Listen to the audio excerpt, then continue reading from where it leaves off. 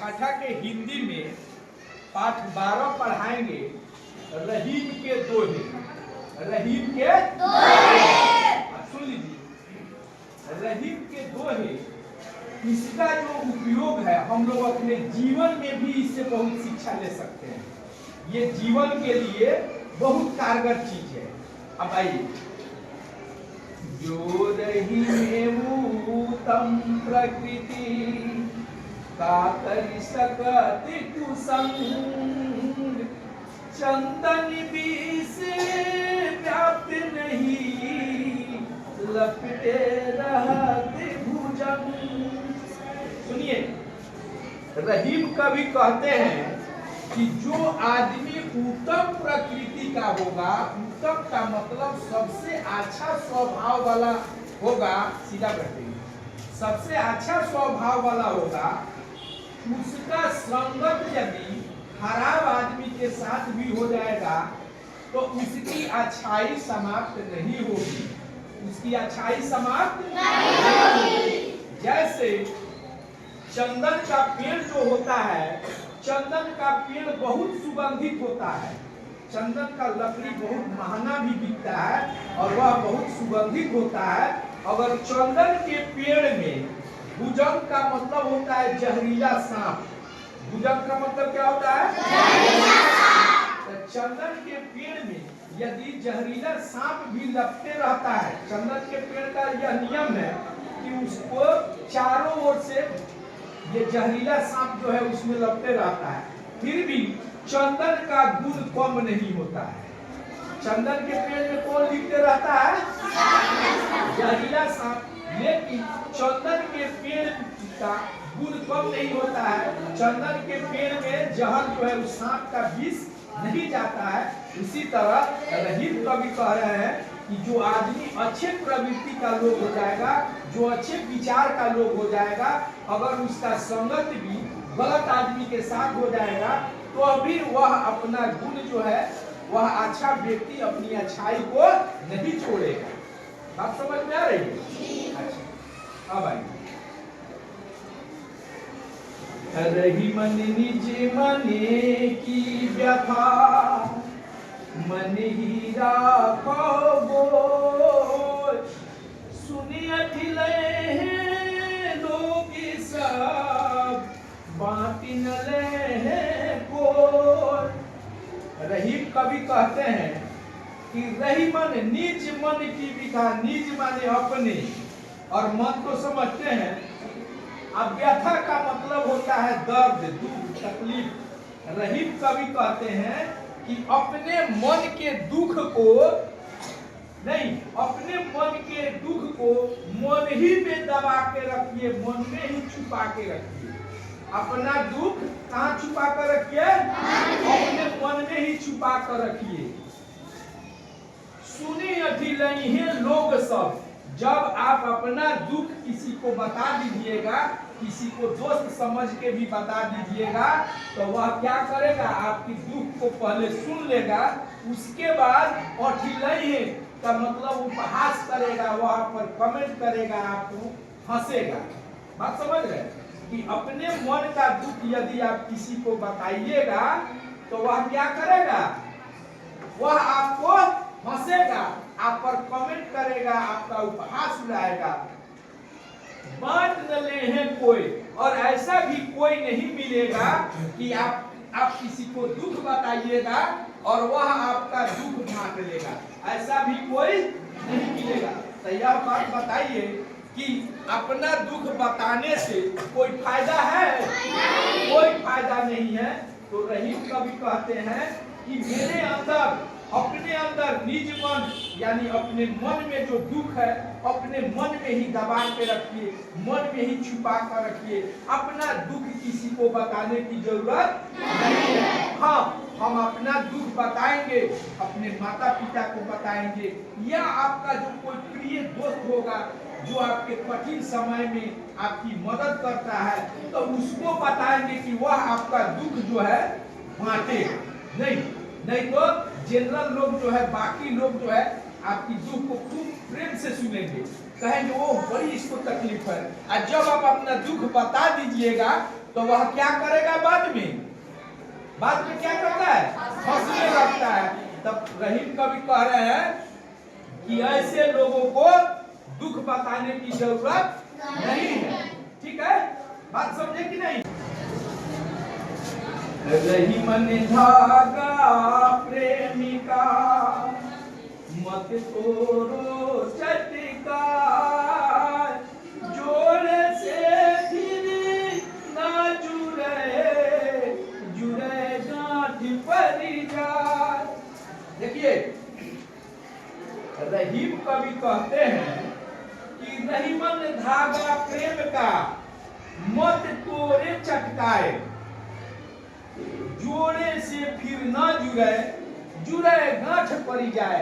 रहीम कवि कहते हैं कि ये प्रेम का जो धागा है, जैसे अभी आप लोग 6 क्लास में हैं, सब कोई किसी का दोस्त है, कोई किसी का दोस्त है ना, और इस दोस्ती में इतना प्रेम है कि कोई चीज खरीद कर लाते हैं तो अगर 2 दोस्त है तो दोनों खाता है, 3 दोस्त है तो तीनों खाता है ना, एक दूसरे के सामान से।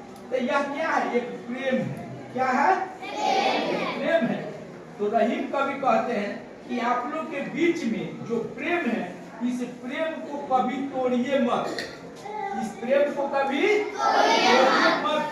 अगर आप इस प्रेम को तोड़ दीजिएगा तो यह फिर जुटेगा नहीं, या फिर जुटेगा नहीं।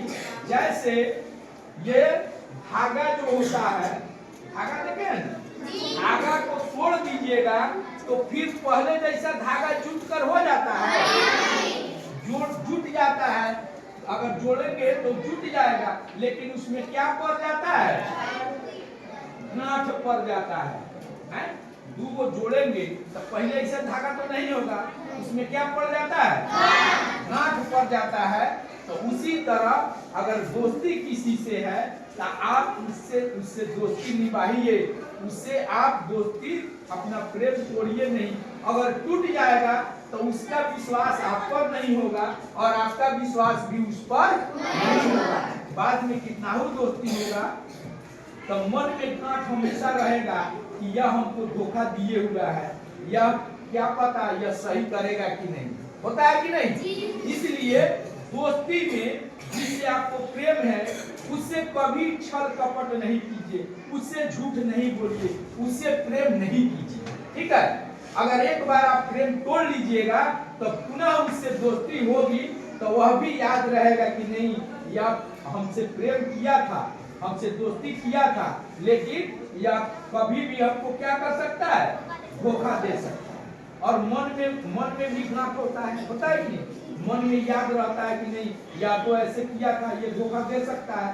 तो रहीम कवि जो कह रहे हैं यह जीवन के लिए भी उपयोगी है कि जीवन में हम किसी से प्रेम करते हैं, भाई से प्रेम करते हैं, बहन से प्रेम करते हैं, माता पिता से प्रेम करते हैं, अपने दोस्त से प्रेम करते हैं, तो हम इसको बरकरार रखेंगे, हम इसको तोड़ेंगे नहीं, किसी के विश्वास को हम तोड़ेंगे नहीं। तो एक बार टूट जाएगा तो वह दोबारा जुटने वाला चीज नहीं है। अगर जोड़ेंगे भी तो मन में हमेशा कसक बने हुआ रहता है। नहीं, कसक का मतलब गांठ बने हुआ रहता है कि यह हमको अमुक टाइम में धोखा दिया था, पता नहीं यह दोस्ती निभाएगा कि पुनः हमको धोखा देगा। बात समझ में आ रही? अब आइए, तरुवर फल नहीं खाते हैं, सरवर पिए ही न पान, कहीं रही में पर काज ही, संपत्ति संचय ही सूजा। देखिए, तरुवर फल नहीं खाते हैं। आप लोग आम का पेड़ देखे हैं? जी। आम फलता है उस पर, उस आम को, आम का पेड़ ही खा जाता है? नहीं। कौन खाता है? आदमी खाता है, दूसरा कोई खाता है? सभी लोग हम लोग फल खा जाते हैं और फल देता कौन है? आम का पेड़ देता है। तो आम का फल जो लगता है उसका फल आम स्वयं नहीं खाता है, वह क्या करता है? लोग की सेवा करता है, वह फल देता है और उसका फल दूसरा कोई खाता है कि नहीं? वह पेड़ तो नहीं खाता है। उसी तरह आप नदी, तालाब, समुद्र का पानी जो है, नदी का पानी नदी पी लेता है? नहीं।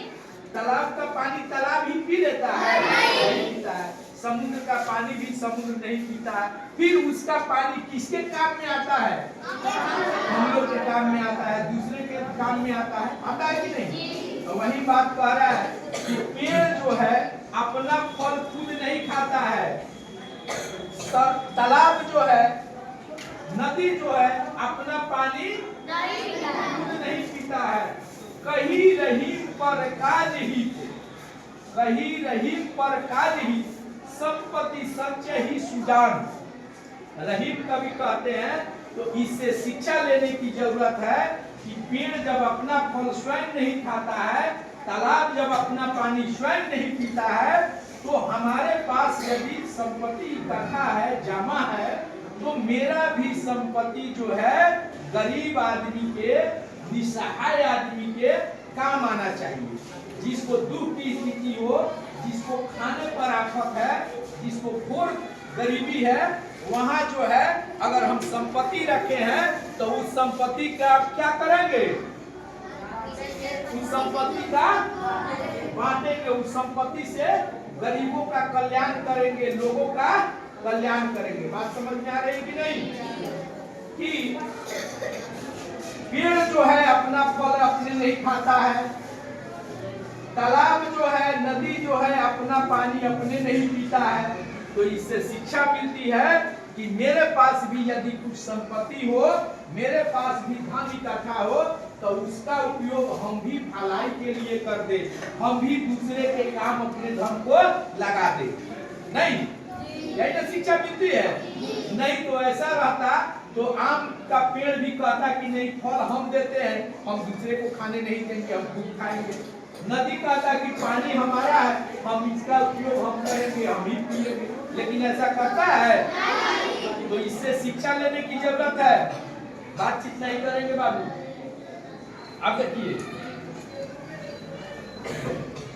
रही देखी बरने को लघु नदी जयगारी, जहाँ काम आवे सुई, कहाँ करे तलवारी। सुनिए, कह रहा है कि रही में देखी बरन को लघु नदी जयदारी, जहाँ काम आवे सुई, कहाँ करे तरवारी। मान लीजिए इस क्लास में जिससे दोस्ती है, हर लड़का लड़की, दो लड़की है वो अभी आपस में दोस्त है, दो लड़का है वो अभी आपस में दोस्त है। तो आपकी जो दोस्ती है, आप कहीं जा रहे हैं, आपको कोई बड़ा आदमी भेंटा जाएगा, तो आप अपने दोस्त को छोड़ दीजिएगा? नहीं छोड़ना चाहिए। वही कह रहा है कि आप बड़ा आदमी कोई मिल जाता है, नहीं, किसी बड़े को देखकर ऐसा नहीं करेंगे कि हम छोटे आदमी को छोड़ देंगे, यानी कमजोर आदमी को। बड़े का मतलब यहाँ अमीर आदमी। अगर अमीर आदमी कोई आ जाए तो ऐसा नहीं कि जो आपका गरीब दोस्त है उसको हम छोड़ देंगे, जी नहीं, ऐसा नहीं करेंगे। क्योंकि ठीक है, वह अमीर है, वह कारगर है, तो आपका गरीब दोस्त भी आपके लिए बहुत कारगर है, मददगार है। अब जैसे कह रहा है कि जहाँ कपड़ा फट जाता है, तो आप कभी देखे हैं कि तलवार से कपड़ा की सिलाई की जाती है? तब कपड़ा की सिलाई किस चीज से की जाती है? सुई से की जाती है। अगर सुई नहीं मिले तो वहाँ तलवार से उसकी सिलाई नहीं कर देंगे? नहीं होगा, होगा? नहीं होगा। तो रहीम कवि कह रहे हैं कि जहाँ सुई का काम लगेगा वहाँ तलवार क्या करेगा? तलवार से होगा? नहीं होगा। इसका मतलब है जहाँ कमजोर लोगों की जरूरत होगी वहाँ बड़े लोगों से कुछ काम नहीं होगा। इसका मतलब है कि हम बड़े को देखकर छोटे का कभी अनदेखा नहीं करेंगे, क्योंकि सबका अपना अपना काम है। बड़े लोगों का अलग काम है, छोटे लोगों का अलग काम है। अब जहाँ तलवार का काम है वहाँ सुई से कुछ होगा नहीं होगा। तो जिसका जहाँ काम है वही काम आता है। बात समझे कि नहीं? अब आइए, समझ में आ रहा है? रही मन में नरे मर चुके, जे कहूँ मांगनी जाही, उनसे पहले वे मुए, जिन मुक्ति के सत्य नाही। सुनिए, रहीम कवि कह रहे हैं कि वह आदमी मरे के समान है, मृत के समान है, जो दूसरे के आगे अपना हाथ फैला देता है। वह आदमी मरे के समान है जो दूसरे के आगे क्या करता है? हाथ फैला देता है, दूसरे से कुछ मांगने चला जाता है। देखते हैं कि नहीं? बहुत लोग का शरीर ठीक है, फिर भी वे भिक्षा मांगने के लिए द्वारे द्वारे घूमते हैं और अपना हाथ पसारते रहते हैं, पसारते रहते हैं। रहीम कवि के नजर में ऐसे लोग मरे के समान है। नहीं, ऐसे लोग किसके समान है? मरे के समान है। अब कह रहे हैं कि जो कहीं दूसरे जगह मांगने चले गए, जो दूसरे के दरवाजे पर अपना हाथ पसार दिए, वह आदमी मरे के समान है। ठीक है? अब उसके बाद देखिए, लेकिन फिर कह रहे हैं कि उनसे भी ज्यादा वो भिखारी जो भीख मांगने चला गया, वह तो मरे के समान है ही, लेकिन उनसे भी ज्यादा मरा वह आदमी है जो वैसे लोगों को अपने घर से बिना कुछ दिए लौटा देता है। बोलिए, एक तो उसकी आदत है भीख मांगने की, दूसरे के सामने अपना हाथ फैलाने की। अगर वह हाथ फैला दिया तो समझिए कि वह मरा आदमी है। लेकिन उससे भी ज्यादा मरा वह माना जाएगा जिसके आगे वह हाथ फैलाया है और वह उसको कुछ नहीं दिया, वह उसको कुछ नहीं दिया। तो सबसे ज्यादा मरा हुआ कौन हो गया? जो वैसे लोग को, जो गरीब लोग हैं, शोषित लोग हैं, पीड़ित लोग हैं, असहाय लोग हैं, उसकी मदद नहीं करता है, तो वह भी आदमी मरे के समान है। आप समझ गए? अब आइए,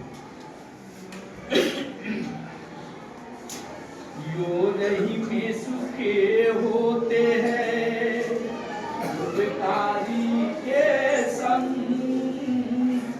बांटन वाले को लगे जो मेहंदी का रंग। अच्छा, इसमें लड़की सब मेहंदी लगाती है। कितना बड़ा मेहंदी लगाती है। चलिए, अब जो मेहंदी लगाती है, तो अगर आप किसी को मेहंदी लगाते हैं, ठीक है, तो आपके हाथ में भी मेहंदी कुछ लग जाता है? नहीं। आप दूसरे को जब मेहंदी लगाते हैं तो दूसरे को मेहंदी लगाने के क्रम में आपके हाथ में भी मेहंदी लग जाता है, लग जाता है। यह कह रहा है, रहीम कवि कह रहे हैं कि उसी तरह जैसे आदमी के साथ रहिएगा वैसा ही होगा। यदि खुश आदमी के साथ रहिएगा तो आपका भी मन क्या होगा? खुश होगा, क्योंकि वह अच्छा अच्छा बात कहेगा, आप भी खुश रहिएगा। दुखी आदमी के साथ रहिएगा, बउआ बातचीत नहीं। दुखी आदमी के साथ रहिएगा, आप भी दुखी हो जाइएगा, क्योंकि वह दिन भर दुख की बात कहेगा नहीं। तो कह रहे हैं कि सुखी आदमी के साथ रहिएगा, आप भी सुखी हो जाइए। कहने का मतलब जैसे विचार वाले के साथ रहिएगा वैसे ही आपका विचार हो जाएगा। ठीक है? अब देखिए, अगर भलाई करने वाले के साथ आप दिन रात रहिएगा तो आपके अंदर भी भलाई करने की इच्छा पैदा हो जाएगी। आप भी सोचने लगिएगा कि हम भी किसी का क्या करें? भलाई करें, हम भी किसी का भलाई करें। अब बांटन वाले को लगे जो मेहंदी का रंग। कह रहा है कि जब मेहंदी दूसरे को लगाने में, दूसरे के हाथ पर मेहंदी छापने वाले को, छापने वाले के हाथ में भी मेहंदी का रंग लग जाता है। यानी आप जैसा कीजिएगा वैसा पाइएगा। अगर मेहंदी बांटिएगा तो आपके हाथ में क्या लगेगा? मेहंदी लगेगा। अगर कोयला छुइएगा तो हाथ में क्या लगेगा? कोयला यानी कालिक लगेगा। नहीं तो आप जैसा संगत कीजिएगा, अगर भलाई करने वाले के साथ रहिएगा तो आप भी भलाई करने वाले बन जाइएगा, उपकार करने वाले के साथ रहिएगा तो आप भी उपकारी बन जाइएगा। आप मेहंदी बांटिएगा तो आपके हाथ में भी मेहंदी लग जाएगा। नहीं आप मिठाई बांटिएगा तो आपके हाथ में मिठाई का रस लग जाएगा। नहीं आप समझ में आए? अब आइए देख बाबू, बातचीत नहीं करेंगे, एकदम शांत से सुनिए। नहीं इसका क्वेश्चन आंसर भी कराएंगे।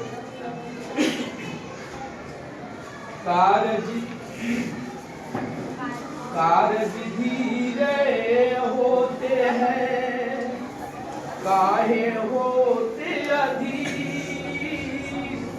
समय पाई तरुवर फले केतक सी जोनी।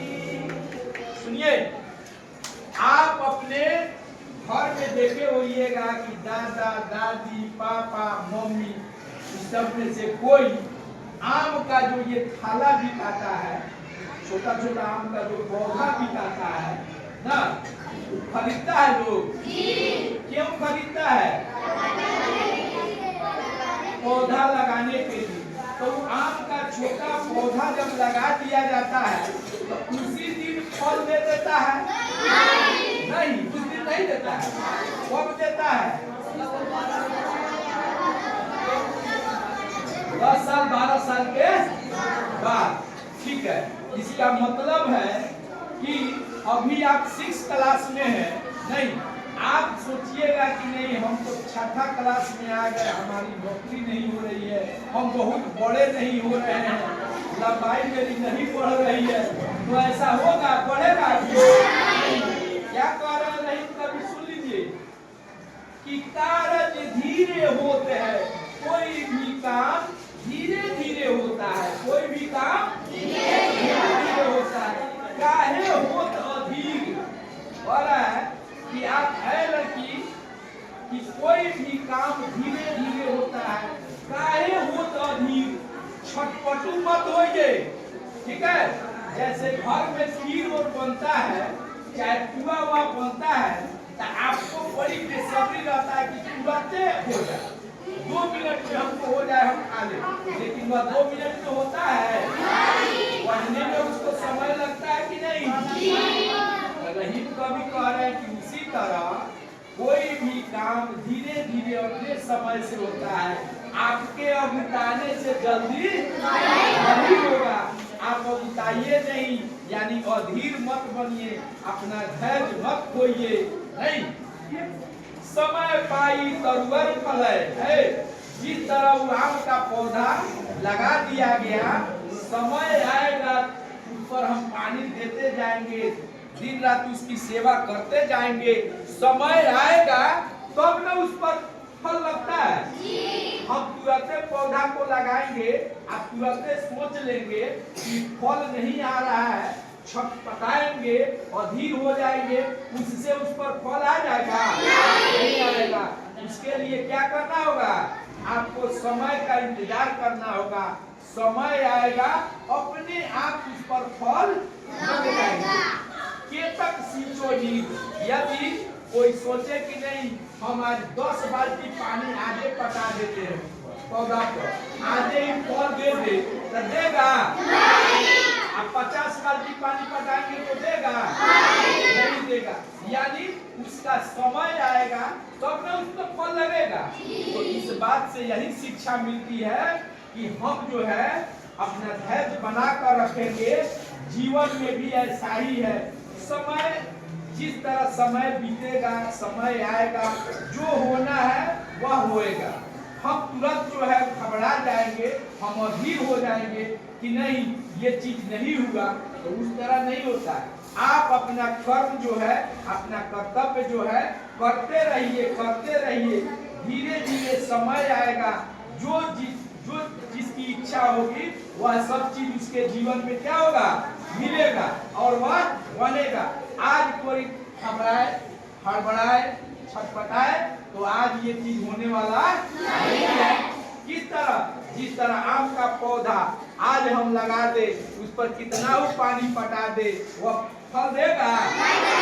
तो आप लोग भी समझिए कि एक पौधा है। क्या है? पौधा है। अगर आज जो है एक दिन क्लास में पूरा पढ़ा दिया जाए, उससे आपका पढ़ाई हो जाएगा? तो पढ़ाई को पूरा करने के लिए समय चाहिए। प्रतिदिन पढ़ते पढ़ते तब एक दिन समय आएगा कि आप कुछ अच्छा बन पाएंगे। नहीं तो रहीम कवि इसमें यही समझा रहे हैं कि आम के पौधा की तरह आप हैं। समय आएगा, आपको जो इच्छा आपकी रहेगी वैसा आपका नौकरी होगा, वैसा आपके पास संपत्ति होगा, आप उपकारी बनेंगे, आप भलाई करने वाले बनेंगे। आज आपके चाहने से, एक दिन में चाहने से कुछ होने वाला नहीं है। बोलिए चीज समझ में आया कि नहीं आया? अब देखिए इसमें प्रश्न उत्तर है, ठीक है? इसमें प्रश्न उत्तर है, सभी लोग अपने अपना देखेंगे। हम फिर बता रहे हैं, आपके पीछे से थोड़ा 2-3 बच्चे संभल के रहिए।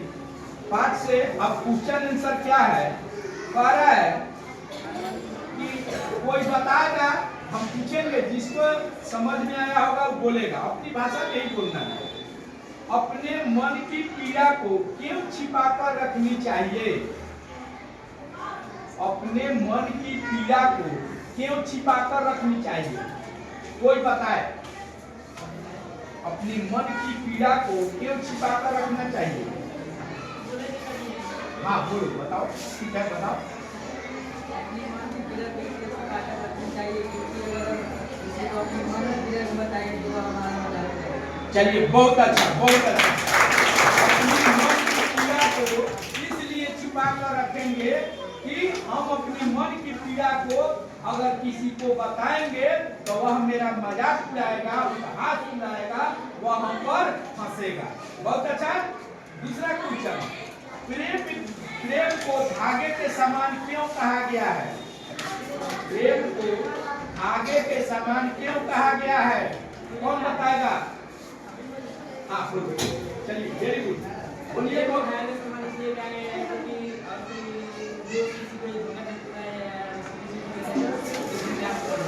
चलिए बहुत अच्छा। प्रेम को धागे के समान इसलिए कहा गया है, सुन लो, ठीक सब कोई सुन लो। प्रेम को धागे के समान इसलिए कहा गया है कि जिस तरह धागा टूटने पर, उसको जोड़ने पर गांठ ऊपर जाता है, उसी तरह प्रेम को छोड़ने पर, प्रेम को तोड़ने पर मन में दोस्त के मन में क्या हो जाता है? गांठ पड़ जाता है, कसक हो जाती है। नहीं, चलिए बहुत अच्छा। अब आइए क्वेश्चन नंबर 3, लड़की भी बोलेगी। किसी को कुछ मांगने के कर्म को कैसा बताया गया है और क्यों? किसी से कुछ मांगने के कर्म को कैसा बताया गया है और क्यों?